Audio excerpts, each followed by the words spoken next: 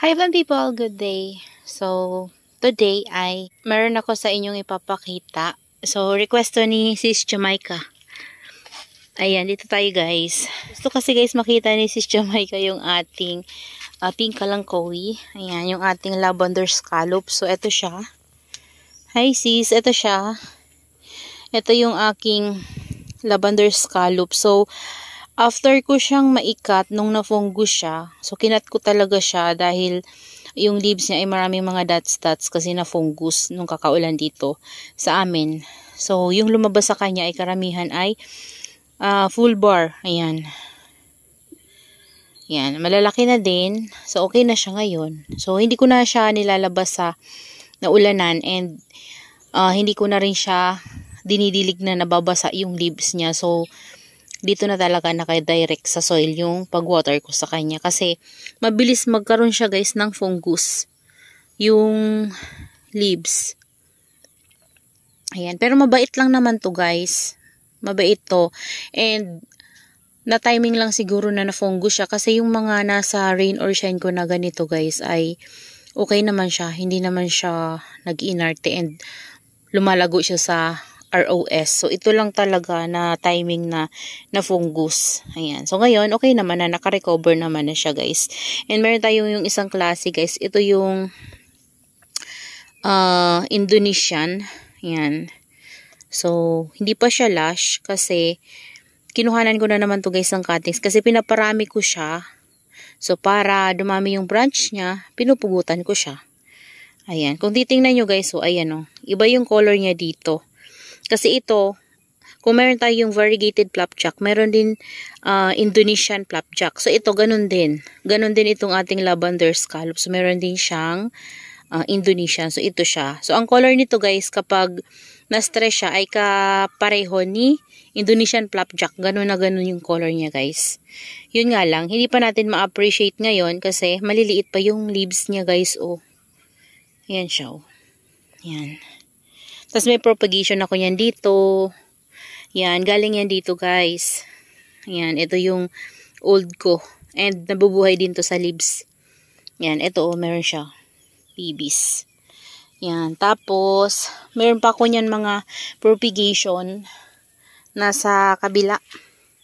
Yan dito. Tapos meron din sa rain or shine. Pero hindi na tayo pupunta sa ulanan guys. Mulan kasi dito and makulimlim ngayon. Ayan, ito yung ating propagation. Ayan, yung iba kasi nito guys na propagation ko, nandun sa rain or shine. Ayan. Ayan. And then, ito yung nakuha kong cuttings doon sa ating Indonesian. Ayan siya guys, oh. Ayan. So, pinapadami ko siya kasi nabili ko to ng kunti lang talaga, hindi siya lush. So, gusto ko siyang paramihin.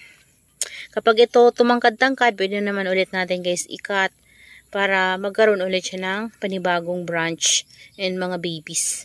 Yan, dumadami kasi yung branch niya guys kapag kinakat talaga sila. Yan. Ayan. Ayan sis. And nung na-fungus yun guys, yung ating mother plant, pinugot ko dun guys yung mga ito. So, yung iba ay nalusaw kasi hindi ko sila nadilig. Sobrang natuyuan to guys. Nalusaw kasi nabigla din sila sa sunlight nung nilagay ko sila dito. Ayan mga nabuhay guys. Oh. Ayan, pink na pink. Ayan, maliliit pa nga yung iba kasi nagsilagas nga yung mga leaves niyan kasi nalusaw siya. Tuyo na naman to guys. So, kailangan na naman ito ng dilig. So, mamaya isprayhan ko nga to guys. Ayan. Dito ko siya nilagay sa ating electric fan na DIY planter. Ayan. And ngayon guys, gusto ko lang i-share sa inyo ng malapitan yung ating Mendoza. So, didiligin ko to pag nagdilig ako dito guys sa electric fan natin. So, didiligin ko rin to guys. Ayan o. Ang lalaki ng hibla ng ating Mendoza dito guys. So, ang ganda.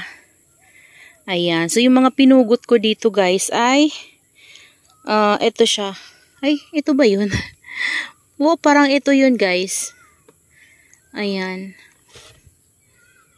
Ayan siya oh. Tapos, tumangkad na naman, pinugot ko ulit. Ayan. Yung mga pinugutan na yan guys. Kaya malalaki kasi pinugot ko. Tapos ito naman dito, Mendoza and Marinee. Yan, galing naman dito guys. So ayan. So para kumapal to. And yung heads kasi nito guys, malalaki na rin. Same na neto. Yan. Kaya naman naisipan kong gumawa ulit ng isang pot. So ito siya. Dito ko nilagay kasi sayang naman yung vacant dito guys. So yan. And yung ating snake cactus. Grabe na to guys. So, natutumba na. Ayan. Lago na niya kasi guys. Kasi to kulang sa dilig si Ellen. Ayan, dating butchog-butchog ngayon. Kulang na sa dilig. Ayan, pati yung ating super bomb. So, didiligin ko yan guys later. Ito pala, yung iba neto guys ay galing din dito. Ayan, yung iba. And yung iba naman ay galing doon sa, yung pahaba ko guys na planter ng Mendoza. So, galing to doon. Ayan o. Kasi naisipan kong gumawa ulit nito kasi gustong gusto ko to oh. Ayan siya. Sobrang lago niya. So eto, para maging kagaya niya, ayan oh, nagiging kagaya na niya guys oh. Diba? So kulang nga lang sa tubig. Tapos gumawa ulit ako ng another pot. Ito naman, Mendoza, Marinee, tapos may konting Ellen, tapos Choco Moonstone. Ayan. Kailangan na rin ng dilig. Kaya naman, later, after nating mag-video, ay didiligan ko sila guys. So, umulan dito, pero dito kasi na area, hindi to nababasa. Kaya naman, kailangan talaga nila ng dilig. Ayan. Ganda na guys. Ayan o, ganda ni Mendoza kapag, sobrang laki ng heads. Ayan o, tingnan nyo guys yung heads niya o. Kung hindi ko lang guys pinutol yung mga dito, yan yung mga dito na mga pinagkatan ko. Sobrang laki. Parang ganito din. Parang mas malaki pa nga dito. Pinugot ko lang kasi gusto kong magkaroon ng mga babies para mas kumapal. Kasi kapag siya lang, ganyan yung stem niya guys. Sobrang mahaba. So single yung stem niya. Single lang yung stem niya. So kapag kinat natin, magkakaroon ng maraming babies. Ayan o, diba? Magkakaroon ng maraming heads. So maraming branches yun. Ayan.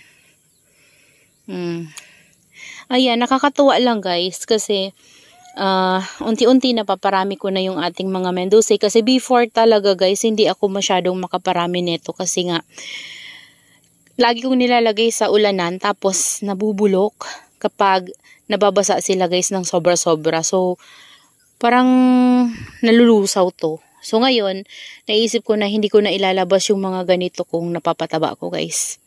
Na mga Mendoza and then Marinee, ayan. So meron tayong nasa rain or shine, meron din tayong nasa loob ng greenhouse. Para if ever man na malusaw yung nasa rain or shine, ay meron tayong ditong naka-reserve guys na safe dito sa ating greenhouse. Ayan. So 'di ba? Ganda nila guys kapag tansyado nyo talaga yung water. Ayan. Ito nga oh, ang ganda na nito guys oh. Kailangan na din ito ng water kasi hindi to dito nababasa. Yung mga dito basa kasi umulan. Pero yung dito banda, tuyo. Ayan, yung red ives natin. Ayan, ito. Si ano to guys. Si Beltana ko na pinugutan ko kasi ang pangit na niya. Sobrang tangkad na. So pinugutan ko. Merong bumigay oh. Okay lang naman yan. Bilis lang naman ito lumago ni Beltana guys eh. Ayan, pugutin ko na nga to. Tusok lang. Ayan. Nakukulangan na sila guys sa water. May nagda-dry rot na. Pero ang bait ni Beltana ah. Tagal na nito sa akin. Yung mga yan, tagal na nila sa akin. Yung problema ko lang dito guys, nagkakaroon sila ng ganito oh. Yan oh, para siyang nagbi-bleach yung mga dulo niya. Yan oh, tingnan nyo, ganyan oh. Tapos nasusunog siya kapag tumagal na. Ayan, nagbi-bleach yung mga dulo, tapos nasusunog. Yan. Yung mga succulents natin na, nandito. Si ano guys, oh, si Redline. Buti kinakaya niya dito sa ulanan. Malaki pa naman yung pot niya. Yung mga, ano ko dyan, pinugutan ko na claret. Ayan guys, oh, may mga babies na. Okay naman siya. Ayan. Si Thanos, tapos yung, ano natin, variegated. Ito na, ano na, lusaw na. Wala na to. I-variegated tayo dyan na Tito Buns na Lipropa, guys. Ito si Pulbonian. Nag-ano na, guys, nag-mutate na.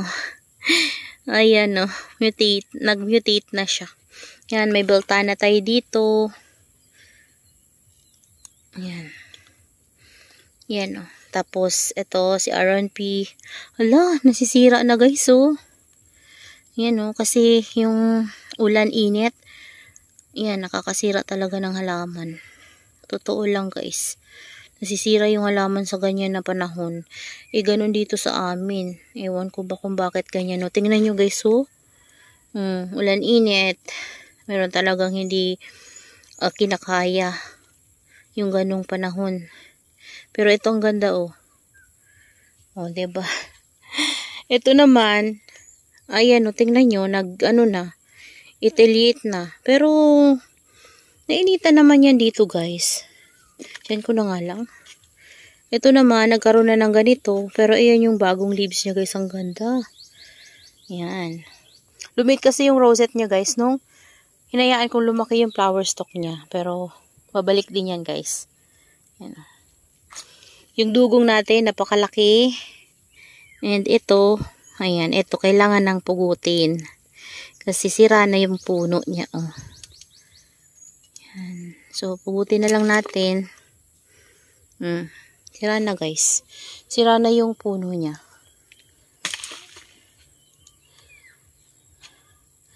Ayan. So, ito. Ipasok muna natin to. Lalagyan ko yan ng garden soil, guys. Sa taas. Bukas na lang siguro. Kasi ngayon, busy pa tayo. Ayan. Dito ko muna, guys. Air dry muna natin. Putulin ko na to. Tapos air dry. Hayaan natin yan dyan, guys, na matuyo. Tapos magkaugat. So, yun lang naman, sis, yung ating mga lavender scallops dito. Meron tayo doon sa Rain or Shine. Lumabas na pala ako. Di ko na napakita, Pero, meron din tayo doon sa dulo. Tapos, yung doon banda, pinugot ko rin. Kaya kalbo. Ayan. So, hayaan na muna natin. Saka ko napakita kapag kumapal na. Kasi, ngayon, kalbo talaga. Kasi, pinugutan ko yun para magkaroon siya ng maraming babies. So, that's all for today's video, guys. And I hope you enjoy watching and see you on my next vlog. Happy gardening, everyone. Bye!